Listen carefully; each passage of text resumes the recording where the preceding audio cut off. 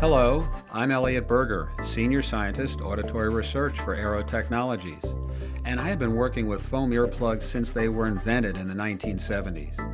We have learned much since then about how to use them well and how effective they can be. This brief 5-minute video was created to share that information in order to optimize your wearing experience.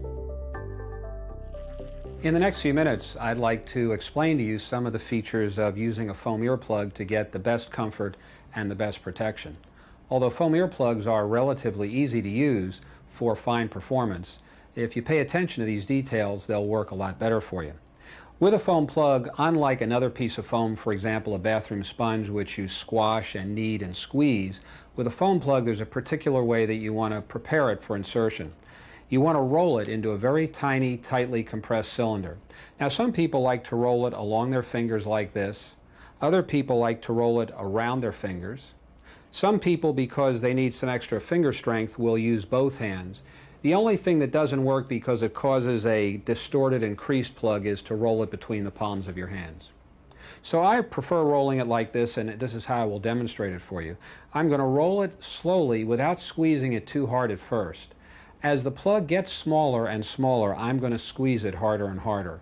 The reason I don't squeeze too hard at first is because I don't want to squash it into a shape that will have creases or wrinkles. I'd like it to be very round and smooth so it's rolling up and down my fingers in a very smooth manner. As I get it small, I want to squeeze it as hard as I possibly can, and I'm not exaggerating. I seriously mean that this is your morning finger exercises. You want to squeeze this plug as hard as you possibly can so that you have a tiny crease-free cylinder that you can then put into your ear. The other part of inserting this plug or any other earplug is that you're going to want to reach over your head with the hand opposite the ear that's being fitted and grasp your ear firmly and pull it outwards and upwards.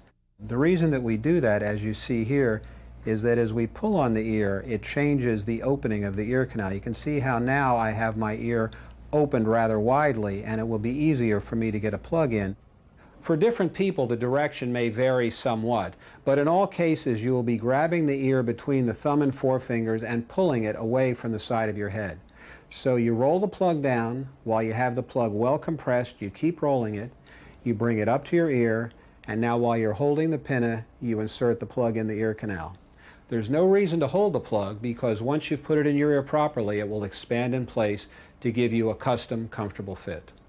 One of the likeliest causes of a bad insertion of a foam earplug is that it has been inadequately rolled down or it has been allowed to expand too much before it was brought up for insertion to the ear.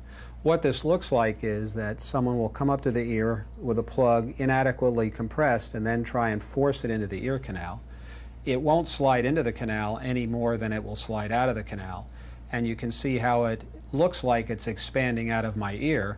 Actually, it's simply regaining its original uncompressed shape. One gauge that's helpful to judge the fit of a foam earplug is where the back of the plug sits relative to this little bump in front of the ear, which is called the tragus. You can see that in this case, where the plug has been poorly fitted, that much of it is outside the tragus and filling this part of the ear, which is called the concha. When a plug has been properly inserted, you can see that from this angle you can barely see that there's any foam in my ear. I'm going to turn my head for you now slowly, and you can see how the plug has been well fitted into the ear canal. It's lost well behind the tragus. This part of the ear called the concha has no foam in it. The foam is in the ear canal itself. You can also use your finger for this test by feeling the back of the plug relative to the tragus. Another way to assess the fit of foam earplugs is to allow them to expand in your ear for about a minute or so, and then to remove them and examine the plug, or read the plug if you will, because at this point the plug will be providing a custom impression of your ear. On this plug, what you can see is that there's a wrinkle, and that wrinkle is actually a sound channel which could let sound in along the side of the plug, so that's not been a well-fitted earplug. Now on this earplug, the tip of it has been mashed back a little bit. I would like to see the end of the plug blunt and square, indicating that it had been allowed to be inserted fully and to expand to fill the canal. This one had been pushed in a little bit at the end and was running into the canal wall. On this one you can see that about one half of it has been inserted into the ear canal. You can see by the bend here, there's no creases or wrinkles, so that is a well-fitted foam earplug. Thank you for your time, and now it's up to you.